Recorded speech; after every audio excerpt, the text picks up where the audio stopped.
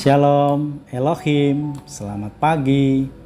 Kiranya damai sejahtera Kristus hadir dalam kehidupan kita.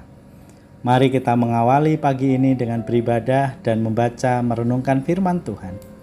Karena hidup kita adalah datangnya dari Tuhan, oleh sebab itu kita persembahkan untuk kemuliaan nama Tuhan. Sebelumnya mari kita berdoa. Terima kasih ya Allah, pagi ini Engkau telah bangunkan kami. Saat ini kami sejenak akan merenung. Biarlah sabda Tuhan semakin mengasah kami dalam kebenaran Yesus Kristus. Kiranya Roh Kudus menerangi batin kami dan menjadikan kami pelaku firman yang sejati. Amin. Saudaraku yang terkasih, bacaan kita akan kita baca dari Efesus 6 ayat 21. Demikian pembacaan Alkitab kita. Tetapi supaya kamu juga tahu segala sesuatu yang aku kerjakan, apa yang sedang aku lakukan. Tikhikus, saudara yang kukasihi dan hamba Tuhan yang setia, akan memberitahukan semuanya kepadamu. Amin. Saudaraku, tema renungan kita adalah mempromosikan orang lain. Mengungkapkan kekurangan, bahkan menjatuhkan reputasi orang lain di depan orang banyak telah menjadi bagian dalam budaya persaingan di lingkungan kerja maupun pelayanan loh. Dalam budaya persaingan yang negatif, seorang akan cenderung ingin menonjolkan kekurangan orang lain dan bukan menunjukkan kebaikan dan kelebihannya.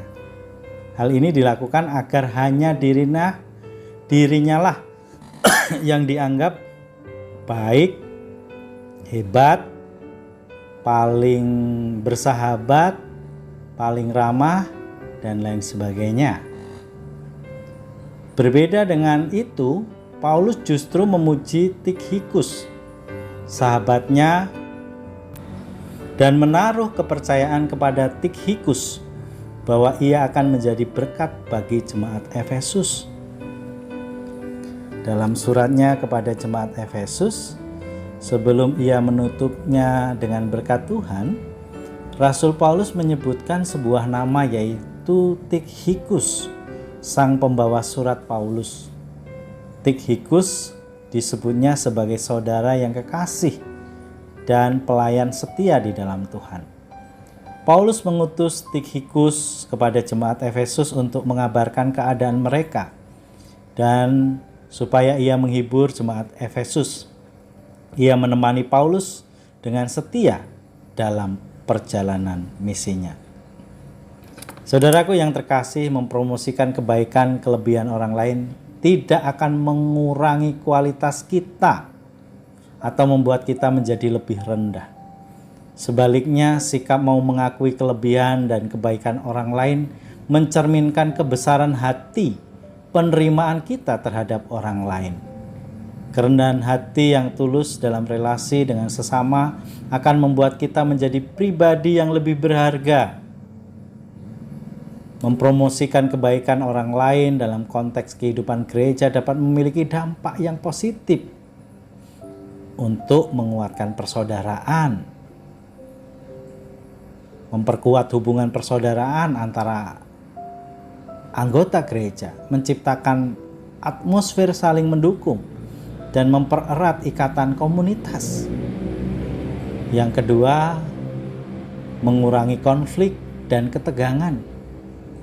Dengan menyoroti dan merayakan kebaikan gereja dapat membantu mengurangi ketegangan atau konflik yang mungkin muncul di antara anggota gereja. Ini menciptakan lingkungan yang lebih harmonis dan damai. Berikutnya, bisa membangun reputasi positif dalam masyarakat. Gereja yang dikenal karena mempromosikan kebaikan-kebaikan orang lain dan dukungan terhadap anggotanya dapat membangun reputasi positif di luar komunitas gereja, menarik lebih banyak orang untuk terlibat dan melihat gereja lebih positif. Saudaraku yang terkasih, demikianlah renungan kita. Tuhan senantiasa memberkati kita. Amin. Mari kita berdoa. Tuhan, terima kasih melalui renungan ini kami diingatkan untuk setia dan bersandar kepada Tuhan. Ajarlah kami dengan keterbatasan kami, kekurangpandaian kami, kelemahan kami. Tuhan memperlengkapi kami dengan roh hikmat. Ajarlah kami untuk bisa menyampaikan, mempromosikan kebaikan orang lain.